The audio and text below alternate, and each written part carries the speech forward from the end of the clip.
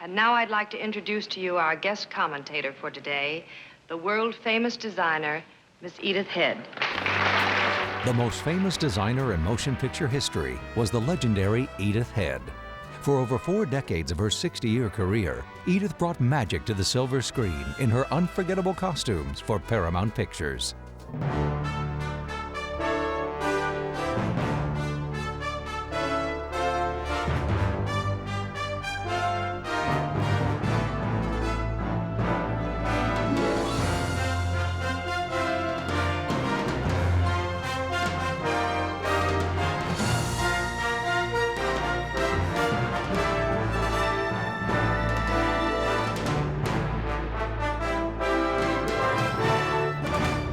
Edith decided that Paramount would be a good place for her to get a job because she saw women working there, but she couldn't draw at all. Howard Greer was the costume designer at Paramount, and he taught her how to draw like he drew. But very quickly, she started being very, very useful all around the wardrobe department. And in 1925, another designer named Travis Banton came out from New York.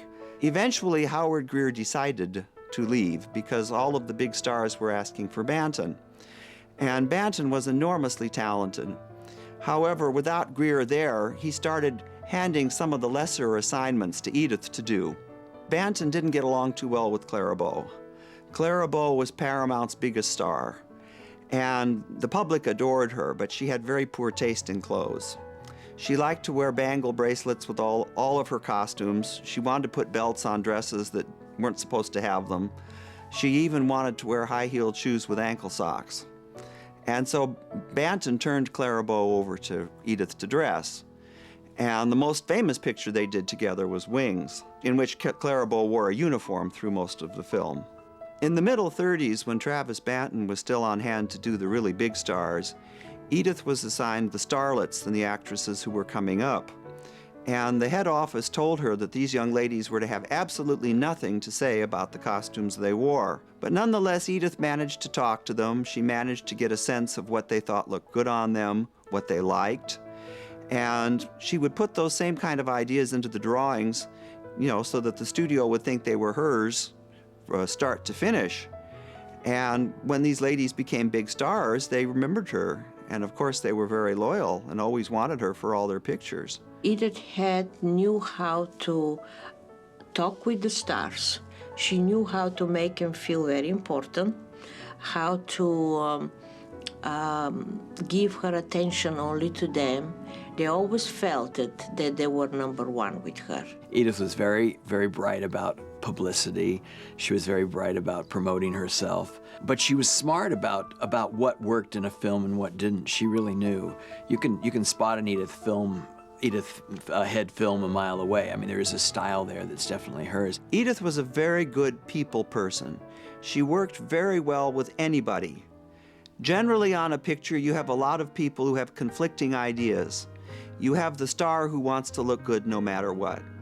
You have the director who wants the clothes to work for the dramatic situation and not be too attention-grabbing.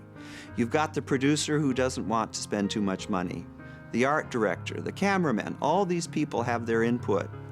And Edith was very good about learning about all aspects of filmmaking so that she could discuss these things with everybody. She knew what was safe, and she sometimes would play it safe rather than get herself into a bad position. Sometimes taking chances is great, but it doesn't work for every director. You have to the director has to ask for something special, and she would give it to them. But if she didn't, she played it pretty safe. She wasn't shy. She was powerful. She was strong. She was demanding. She was tough. In 1948, at the insistence of Edith and other Hollywood designers, an Academy Award for Best Costume Design was finally established. 2 Oscars would be given, one for black and white and one for color. And Edith was nominated for the picture The Emperor Waltz, but she didn't win, and she was very disappointed. But the next year, she was nominated again for Best Black and White for the movie The Heiress, and she did win. The Oscar for The Heiress would be the first of 8 Academy Awards Edith Head would win in her 60-year career. Oh, darling, let's never leave this place. Let's just stay here alone. Don't let Father upset you. I'm the one who counts. In 1949 was when Edith began work on A Place in the Sun. It was directed by George Stevens, and Elizabeth Taylor was borrowed from MGM to play the leading role, so that was the beginning of her long friendship with Elizabeth Taylor. And of course, Stevens wanted her to look immaculate as a very high society, kind of spoiled, rich girl. The Place in the Sun tulle evening gown was copied many, many times by 7th Avenue designers and department stores all across the country. I'm just fooling around. Maybe you'd like to play. Oh, no. I'll just watch you. Go ahead. Edith later worked with Elizabeth Taylor on a picture called Elephant Walk, and throughout the years did a number of projects with her. She always tried to emphasize Taylor's beautiful shoulders, her bust, and her small waist. Edith's favorite director, and the one she worked with many times, was Alfred Hitchcock. Edith worked with Hitchcock and Grace Kelly in To Catch a Thief, which became her all-time favorite film. The first time Cary Grant sees Grace Kelly in the movie, she's wearing a very startling black and white outfit. And the colors progress slowly. At one point they go for a picnic and she's wearing kind of a coral pink skirt. And Grace Kelly said to Edith that she didn't want to wear pants for that scene. She wanted to be very feminine. So Edith made her a sporty outfit with a skirt and a blouse. And there were two beautiful evening gowns. One was draped white chiffon, the other was draped blue chiffon. These sort of played up the cool aspect of Kelly's demeanor. But the very end of the film, she's wearing a fabulous gold lame evening gown. And so, of course, you know this has to be the climax of the picture because nothing can top that dress. So this is where you live. Oh, Mother will love it up here. Roman Holiday presented a challenge to Edith for a number of reasons. The studio had not been able to cast the leading role of the princess. And so finally she was told that Audrey Hepburn was going to play the part. And she was given Audrey Hepburn's measurements, and she was shown the test films that Paramount made of Hepburn. And based upon those things, she made up a number of different versions of each change. She gave her various scarves to put around her neck so that she would cover up her prominent collarbone. She was doing this to sort of hide what she perceived as Audrey Hepburn's faults, which Edith was very good at camouflage. Can I have a silk nightgown with rosebuds on it? I'm afraid you'll have to rough it tonight. In these. Pajamas. Sorry, honey, but I haven't worn a nightgown in years. One of the hundreds of films featuring Edith's designs was the perennial holiday classic, White Christmas. The film star, Rosemary Clooney, recalls the black velvet gown that Edith created for her. Everybody talks about the great dress and the diamond pin on my butt. There was a pin that Edith had said, we've got to have something that just kind of breaks up that black velvet, and so that was what she did. She had a rare sense of humor. Edith didn't like to dress women. She loved dressing men. Loved Danny Kaye's. For instance, the best things happen while you dance. That scene where he was dressed in gray. He had a gray blue suit on, but the socks were exactly the same color and the shoes were exactly the same color. So the extension, the dancing, it was never broken because of a change of color. It was just, they worked together beautifully. Edith found it to be a formidable task in designing the clothes for Gloria Swanson in Billy Wilder's Sunset Boulevard. Sunset Boulevard represented an interesting challenge for Edith Head. She and Billy Wilder and Gloria Swanson got together and came up with a particular concept for the clothes.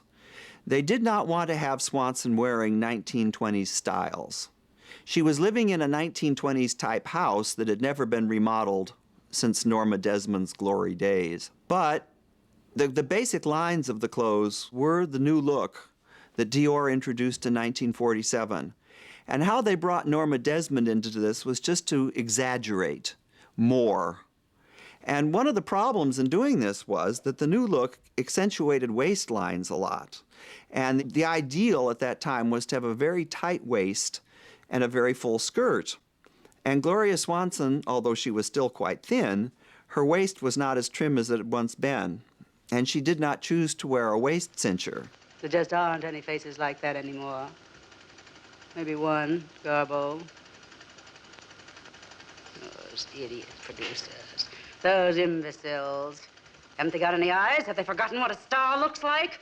I'll show them. I'll be up there again, so help me. Edith's dress around the studio was always very conservative, as opposed to some of the other lady designers who would arrive wearing fabulously glamorous clothes. Edith was brilliant about packaging herself, and realized early on that she was not a glamour girl, and so she sort of had that well-dressed schoolmarm look, and no matter when you see pictures of Edith, she's maintained it. You always know exactly who the picture is. She generally wore black and white or beige and brown. Once in a great while, she might wear red. She always wore white gloves when she was at Paramount. And she generally wore dark glasses. Now, this was not unusual in the 30s and the 40s when most of the movies were in black and white. Designers, cameramen, art directors, people like that would look at a set through a blue glass to see how it would photograph in black and white. But Edith had another reason for doing it. She wanted to be inscrutable. If she wore her really dark blue glasses in a meeting, nobody could see her eyes, and therefore they couldn't tell what she was thinking. Not only was she a talented designer, Edith also knew the value of becoming a household name with the movie-going public and appeared often on radio and television. After she got used to appearing on the radio, thanks to Art Linkletter, Edith started appearing on a lot of other shows, even shows like Burns and Allen, and she played the part of Edith Head. She worked very hard at having the public know who she was, and they still know. It had something to do with the person she really was, but to some extent it was an invention as well. So, of course, when she got to be so famous, the more publicity she got, the more times the press wanted to talk to her. And this was great from Paramount's point of view because it was a wonderful way of publicizing the films. She was probably one of the best public relation lady in the business. She knew how to talk her way, and she knew how to talk to the actresses, how to talk to the producer, how to talk to the director, and sometimes even if she didn't know exactly what she was doing, she presented herself like she was on top of the whole thing. So she was really good. Edith was very smart about budgets. If she knew the producer was trying to save money, she'd find ways of reusing costumes from an earlier film, or perhaps using the same pattern to make two different dresses and just changing the collar and the cuffs. I don't think she was the greatest designer in Hollywood, but she certainly was one of the smartest. We remember Edith Head today, 20 years after her passing, for a number of reasons. Perhaps the most obvious is that she was famous for being famous. But that should not obscure the fact that she was very talented, that she made a real contribution to these pictures that she worked on, that important directors and stars who could have had anybody nonetheless asked for Edith, and that the clothes, like some of the films, are really timeless. They will last forever as long as film lasts in this world.